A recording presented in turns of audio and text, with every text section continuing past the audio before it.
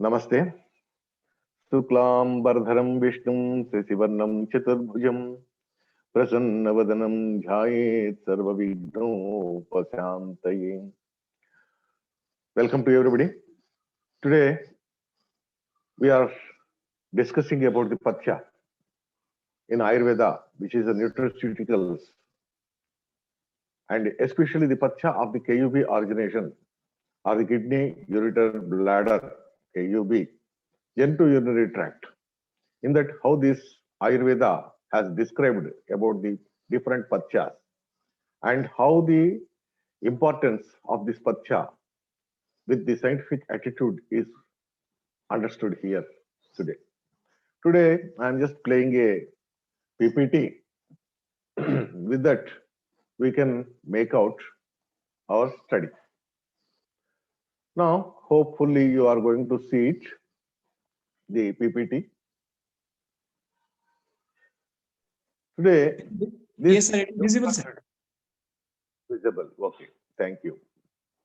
This nutraceuticals, actually, this was given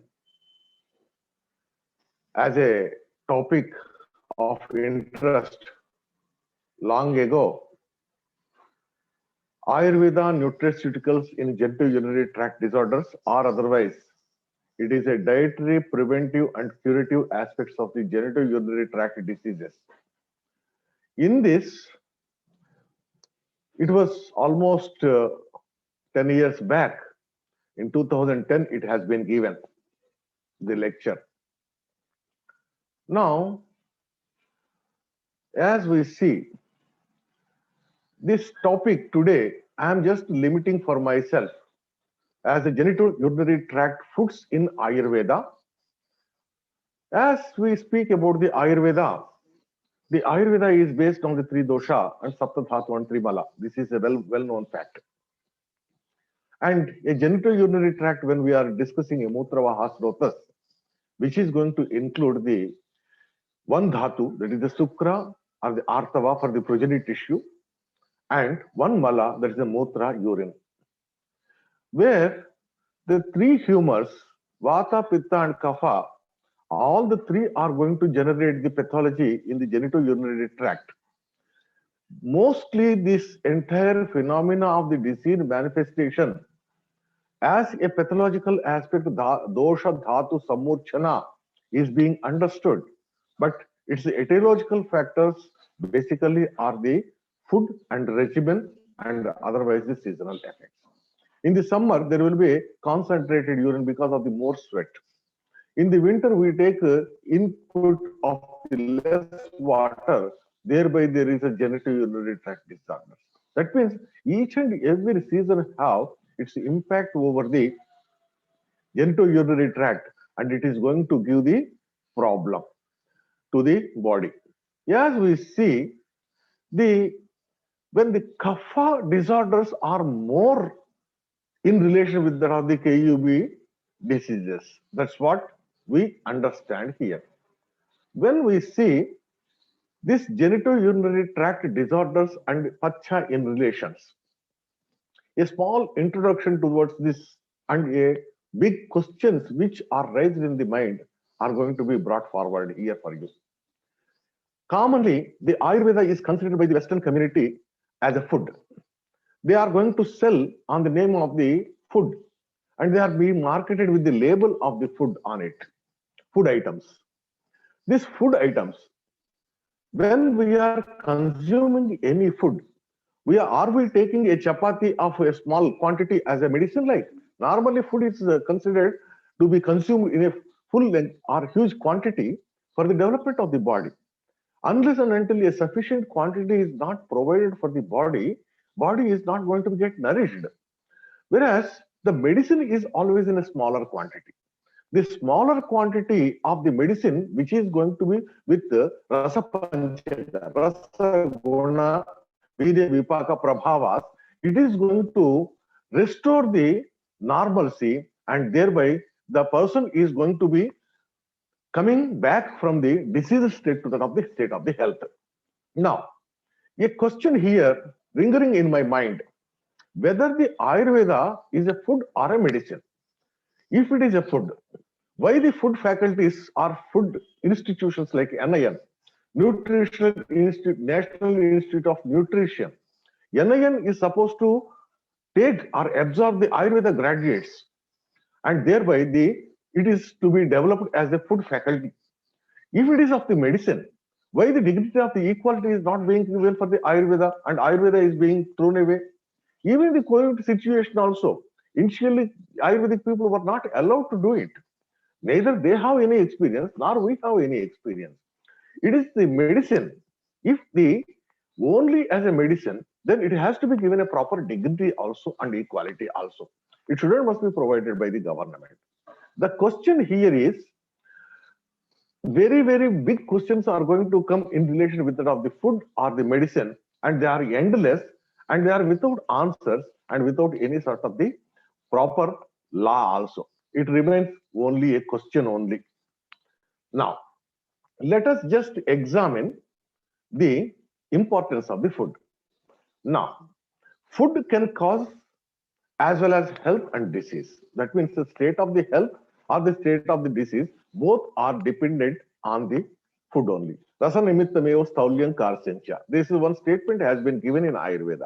That means either the obesity or that is more nutrition, overnutrition, or undernutrition, karsya, or the leanness, are also both are to be because of the rasa only. Food in health is a choice, and in disease is a compulsory. When I am healthy, I can consume either biryani or otherwise malpuri, whatever may be. But in the disease, I cannot consume or I cannot eat whatever I like. I have to retain myself which is suitable for me or which could be amicable for me. That's the only is to be consumed. Tasty foods helps in disease to grow more and more rather than that of the body. It is being observed. If the pizza is like pizza is with lots of the fatty materials and cheese, especially, this is going to give more disease rather than that of the healthy state. Healthy mind takes healthy foods only. Beautiful stanzas in the Bhagavad Gita. Rajasika ahara, tamasika ahara, sattvika ahara. A person who is consuming sattvika ahara is with a sattvika mind. Tamasika is with the tamasika mind. Thereby, the state of the mind is going to reflective with a individual's psyche and also physical health is understood. If you are asking for a over fatty foods, that means your body is towards disease is to be understood. Scientifically, best foods also have no action or on the mind even.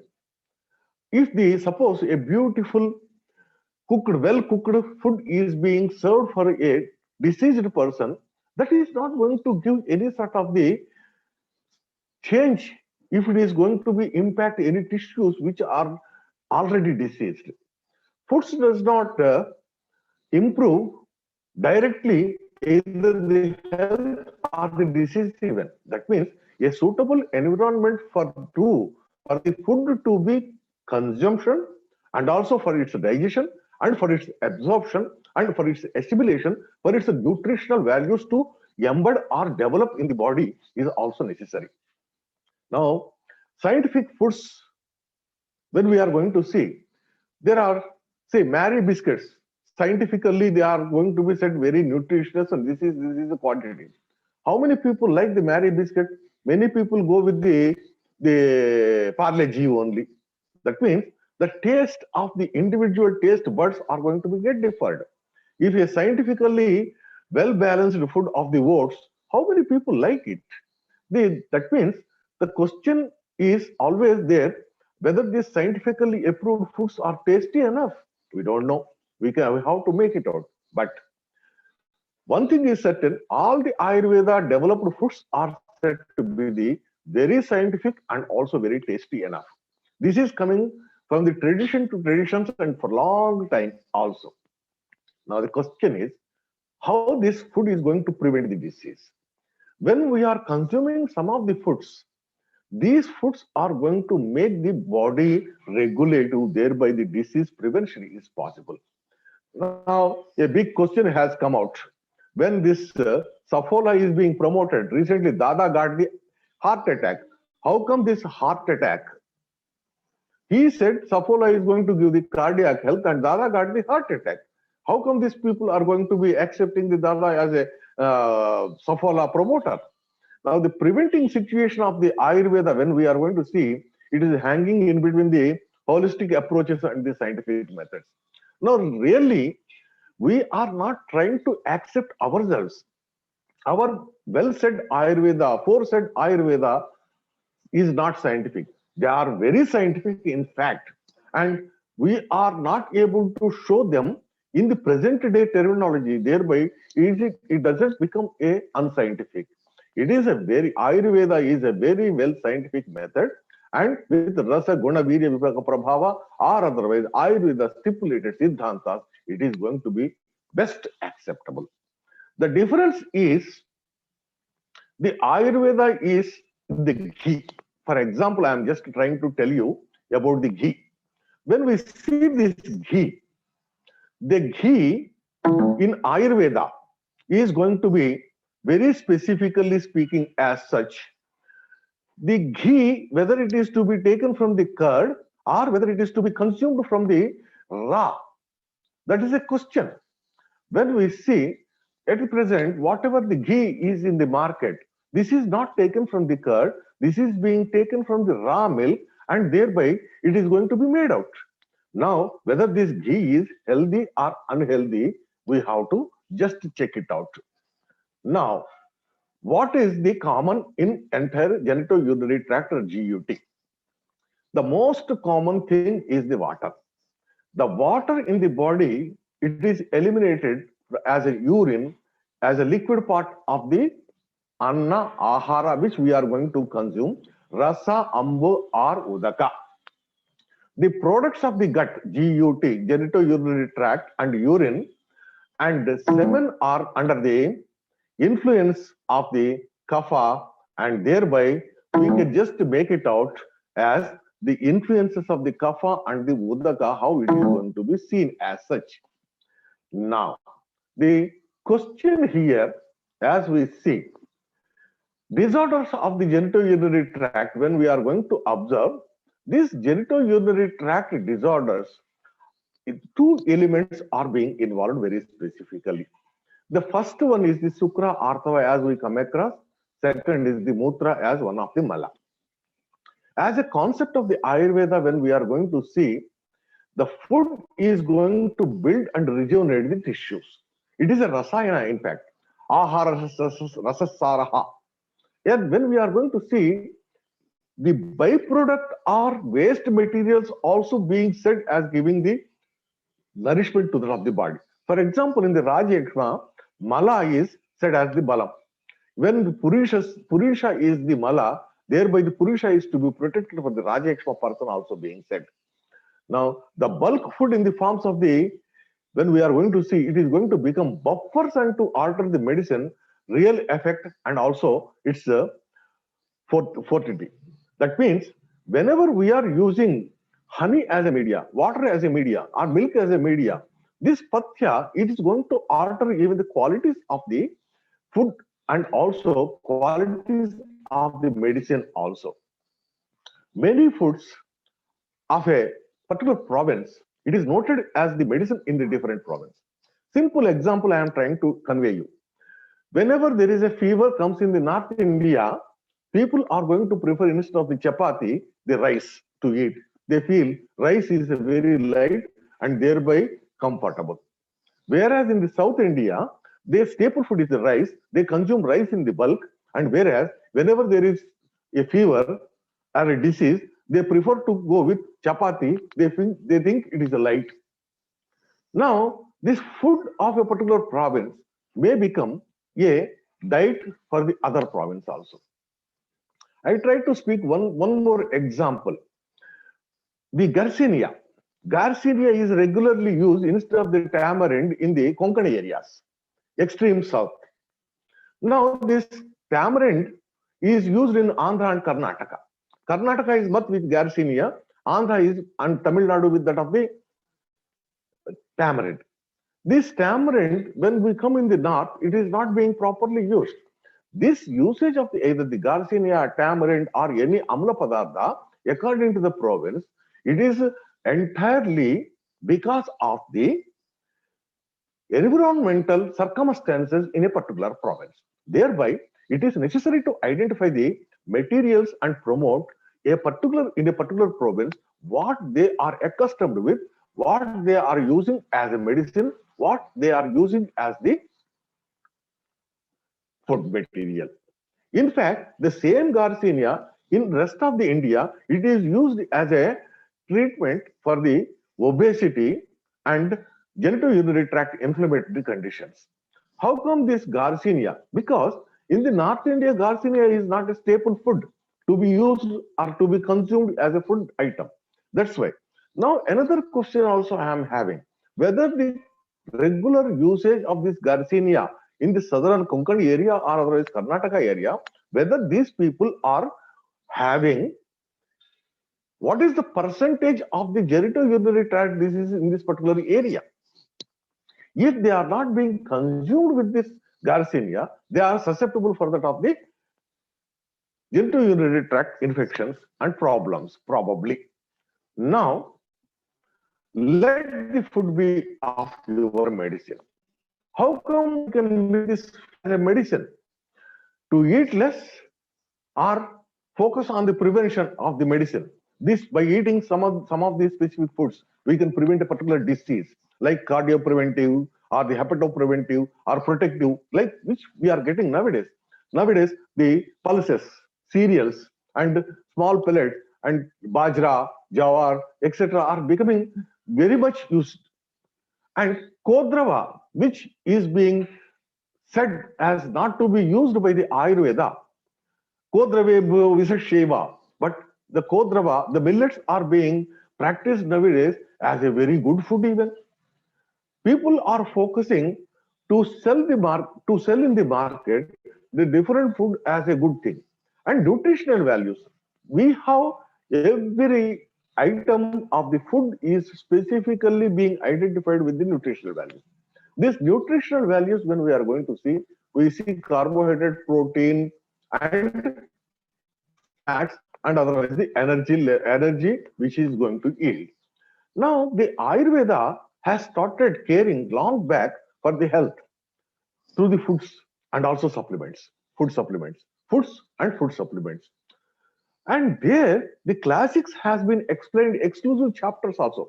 How to eat, where to eat, when to eat, what to eat, and how to prepare these medicines. See, when there are some of the areas when some of the recipes has been told very specifically to be used in a particular disease, like if there is a facial paralysis, that is Adhita. In the Adhita, the prescription of the nutrition is the Mashandika. What is this Mashandika? Just to refer the Bhav Prakasha. Bhav Prakasha has given lots of the food materials. This Mashandika means idli.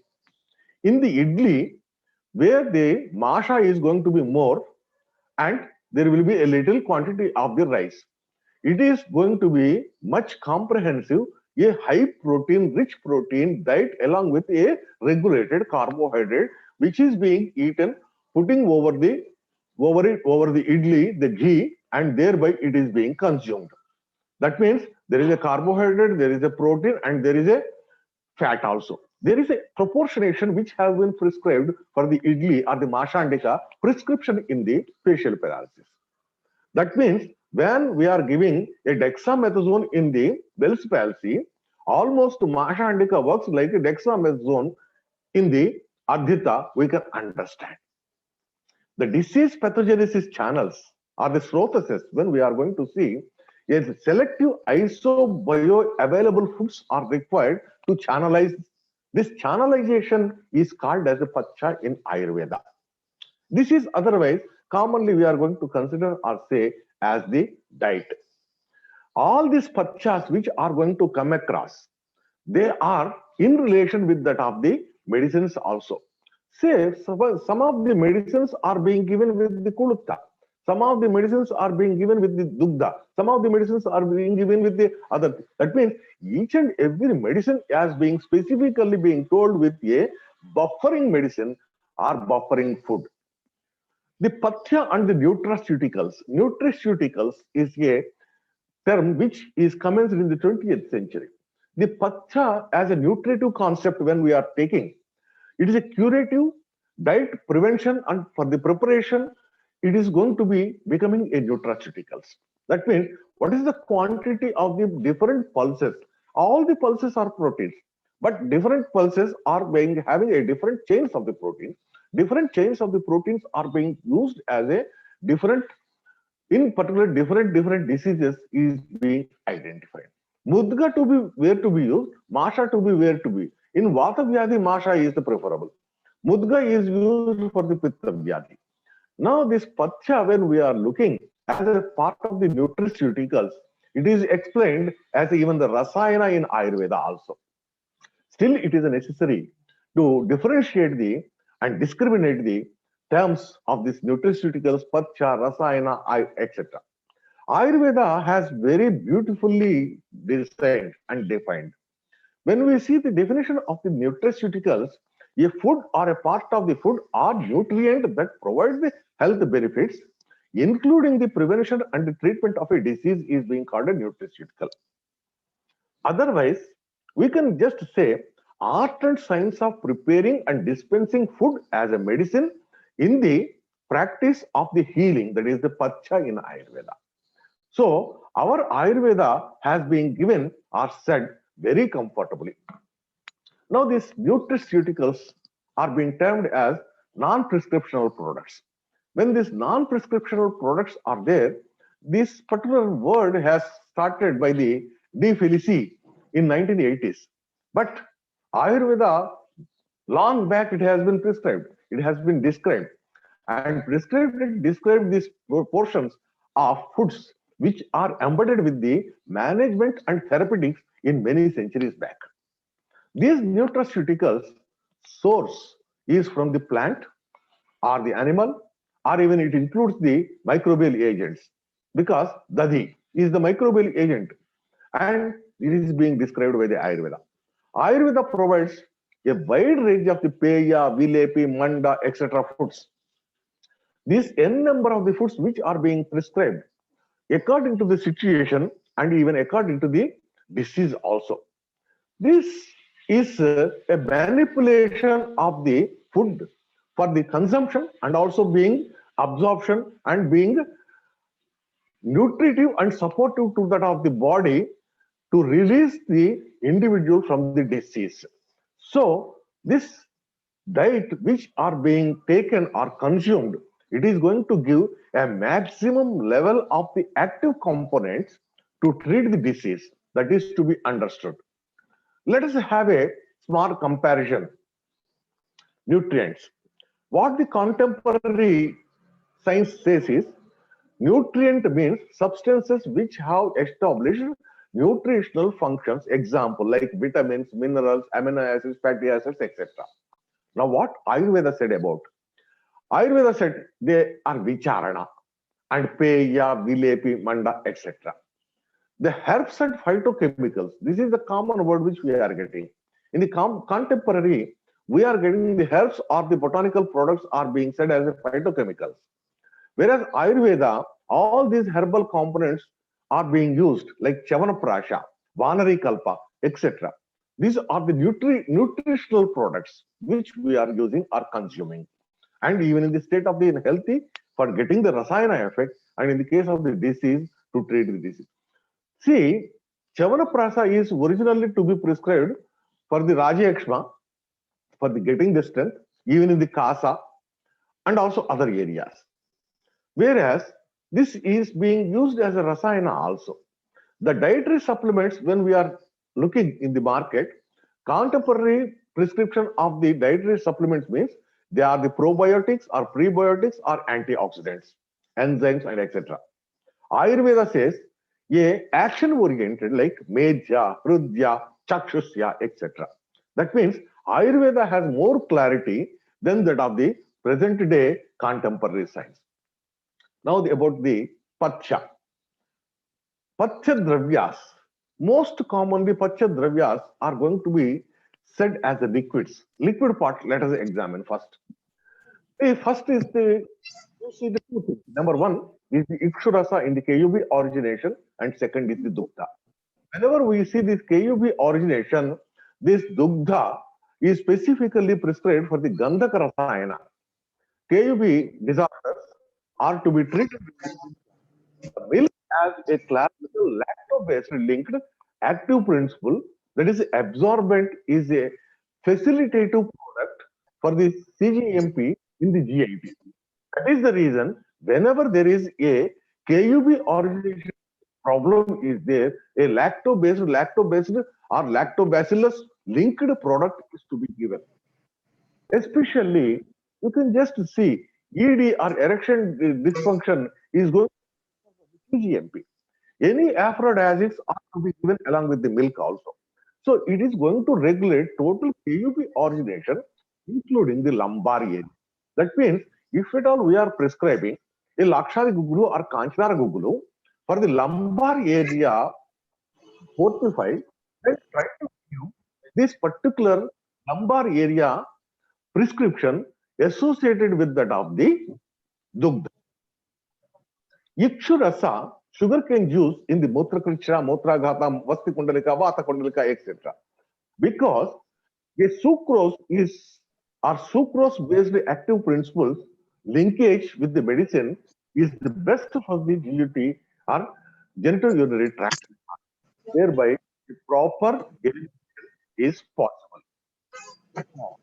Let us see how the things are going to be making ourselves to understand the different products in the GUT area. The pathology of the urinary tract is better tackled or with that of the Madhura Rasa Dravyas. When we see this Madhura Rasa Dravyas, apart from some of the foods very specifically in the KUB origination which are being prescribed, Kulutakwata, Ikshurasa, and Tanduleya, and Trapusa.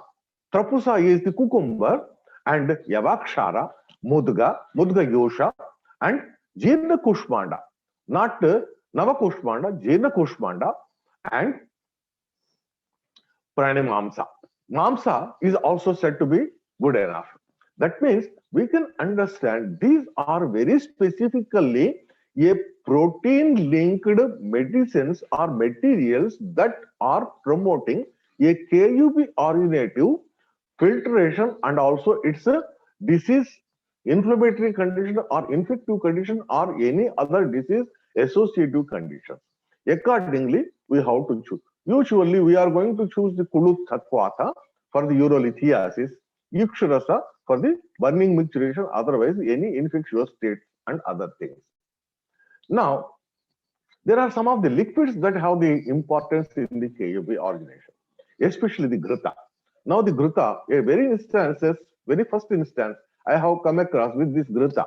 This Grita, whether it is from the curd or whether it is from that of the milk, especially Ayurveda is going to suggest and promote the Grita which is derived from the Dadhi but not the Dugdha. And Dugdha Dadhi, Dugdha is directly to be used as a lacto. Excessive water intake is always indicated for the KUB originative disorders. Now, apart from the condiments, we have to. And other foods which we include is the Adraka, Kadali. Banana is one of the best medicine for the KUB originative disorders.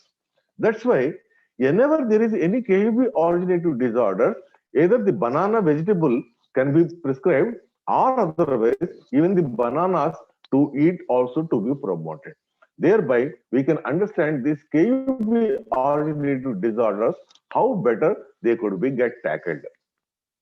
Now, there are some of the foods very specifically contraindicated or apacha in the GUT also. Say even by the quantity of the food also, the items like sangrahi, vidahi, or sushka aharas, where there is less water in the foods or dry foods are to be contraindicated for the KUB originative disorders. Pishta, especially this pishtana, either the wheat or the jawar or any of the flour, this is chapati. All this food which do not have watery are to be not to be are, they are to be exempted, eliminated from the food materials while having any KUB originative disease. Now the question is the staple food. In the North India, either the jawar or wheat flour consumption is common and it is a staple food. How come we have to make it out? We have to make, we have to convince the patient when you have the KUB originative disease, you consume for this particular 5 days, 7 days food of only this particular rice items. I have witnessed I almost a 15 to 20,000 patients of the vitiligo were treated by me.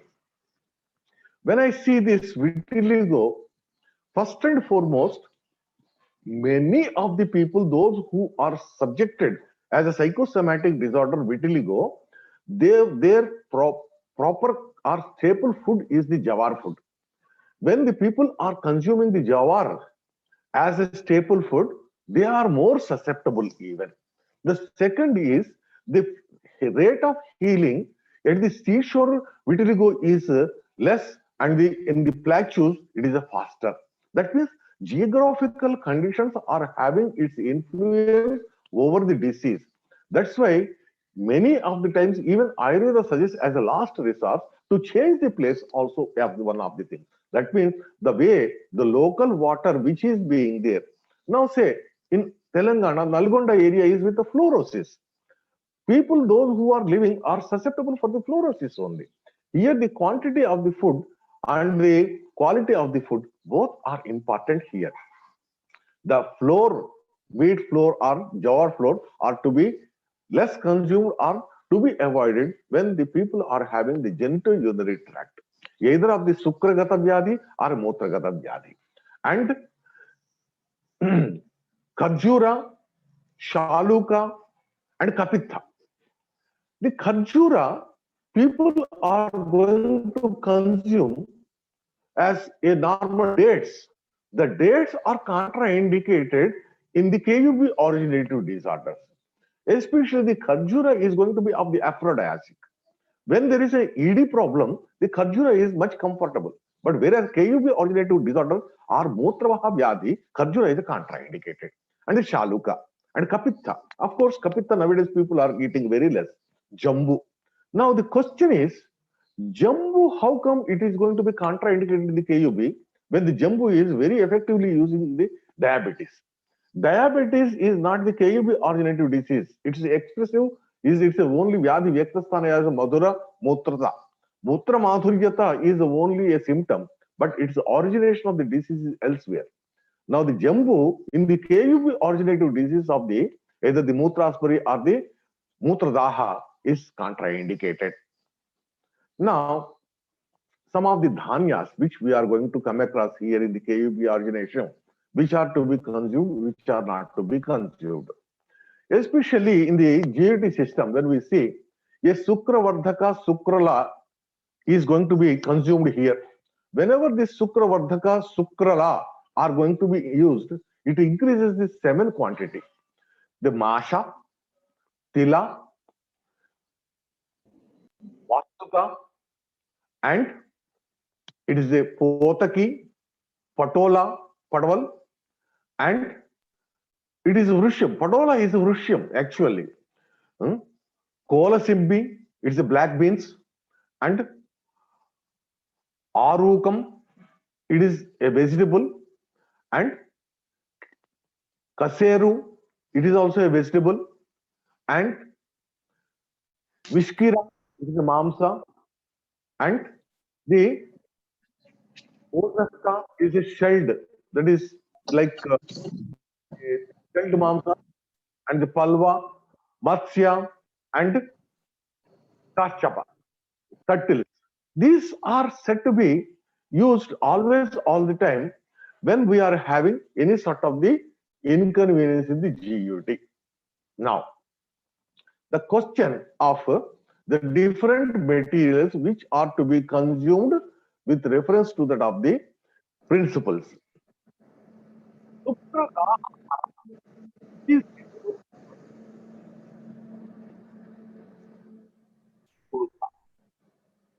Sukraharam, it diminishes the semen production. That's why we have to use the Chanaka. Chanaka, that means Chanaka is Chanaka dal. This Chanaka is going to be Sukraharam. People those who are eating more of the Chana dal, they are losing the semen. Now, this is a question of understanding infertility. Whenever the case of infertility is going to come, ask a question, are you consuming Chana dal more? That person, those who are using the Chana dal more, they are susceptible for that of the infection is created. Now, the third is the Mutrala Dravyas, which are said to be the Vasti Sodhaka Dravyas. When we are using Mutrala Dravyas, the Mutrala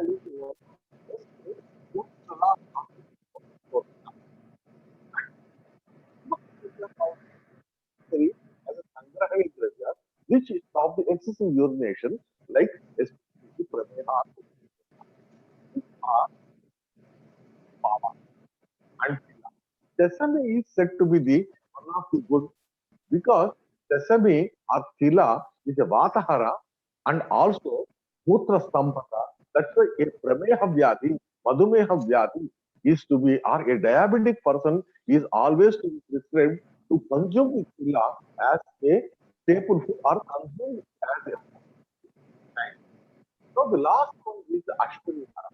Whenever there are any stones are going to be seen or observed, these stones are to be removed with that of the Kulutha. The Kulutha is one of the standard prescription which we are going to make the person as Ashmiri Haratvam. Now, let us come for a Mutra Dravyas. A Mutra Dravya, when we see, is the Kichdi. Kushra is said to be the one of the best Mutra Dravya, which as a prescription or the recipe to be prescribed in the genitourinary tract infections. And as a Sukra Vardhaka Dravyas, we have got the Jilebi. Kundalini, it is Sanskrit name is a Kundalini. Jilebi is a Sukra Vardhaka. Whenever the people are having less semen, then at the time, Jilebi is one of the best prescription to eat. Second is the Narikela Keri. There is a coconut kheer. The coconut kheer, this is a very specific preparation from the South India. The kernel is being squeezed and it is being taken coconut milk. With that coconut milk, the coconut kheer is being prepared. And Mandaka, Mandaka is a wheat papad. A wheat papad with ghee is said to be the Sukra Vardhaka, very specifically. These are the prescriptions which are to be given for the people, those who have less semen, or people, those who have any sort of the sexual or conjugal problems. For them, it can be. The Yava roti, the Yava is here the barley. The barley chapati or barley roti is said to be the one of the best for that of the Sukra Vardhaka is being said. Here, whenever the roti is being prepared or papad is prepared, it is to be understood it is always with the ghee only, not with the oils. Next is the Dugdha Kupika. Dugdha Kupika means milkshakes. The fruits and milkshakes which we are consuming nowadays, the Dugdha Kupika milkshakes are said to be the one of the best for the Sukravardhaka Dravya or increases the semen. Chipita. Chipita is the pressed rice. Avalakki are the pressed rice which we are going to consume. This pressed rice, poha, is said to be the one of the Sukravardhaka Dravya. Tilakuttam. Tilakuttam is like the Chekilam. The Chekilam are the gingerly sweet. Here it is sweet. Chekilam is a salty, but same thing when it is being prepared, it is called as it is a chikkili or gingerly sweet. It is Tilakuttam is said to be the one of the best Sukravardhaka Dravya. Otherwise, whenever the Mutra Vaha Slotas is going to be get included, at the time, always we can understand that very specific as having one of the best inclusion there. Now the question here is, as to conclude, when we want to conclude here, specifically first and foremost. There are many foods mentioned in many centuries ago in Ayurveda which require a patenting as a part of the nutraceuticals and food materials, food therapeutics. All these food recipes, as Mashandika, etc., which we come across, which are specifically to be used in a particular disease, also to be understood. As there is a big demand, I'm soon starting for myself how we can make this the nutraceuticals or the Ayurvedic nutraceuticals as a proper recording to be made out. Now it is a very right time for us to make out the a step forward to make the Ayurveda food industry to be get developed even. Now we have to make many clinical studies also. Without making any clinical studies, we cannot say anything. That's why we have to make the clinical studies on the Ayurveda foods, and thereby we can say something in a better way. Let your food be your medicine, and not to make medicine as your food is the slogan which we are going to conclude with. I quickly go through if at all there are any questions and say otherwise this lecture is for the day. Sir, one question is, sir. Hello, sir. Video? Hello, sir. Yeah, you please on your also video.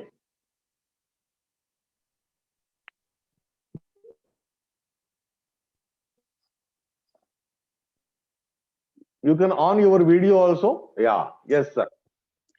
Sir, yes, sir. Sir, one question is there, sir. Sir, Kulatha is mentioned, sir. Amla, it is mentioned, but Kulatha is mentioned as Amlapitta Janana. Correct. Sir, how it will be indicated, sir? Shukra Dahahara. That is the miracle of this Kulutha. Shukra Dahaharatva is going to be possible with the Kulutha. When you are using as a food, the processing of the Kulutha is important. If you consume Kulutha as a staple food, it is Amlapittakara. Okay, sir. Using as a nutraceutical, the same Kulutha is a Mutradahara. At the time, you are not using as like a staple food. You are using a prescribed quantity.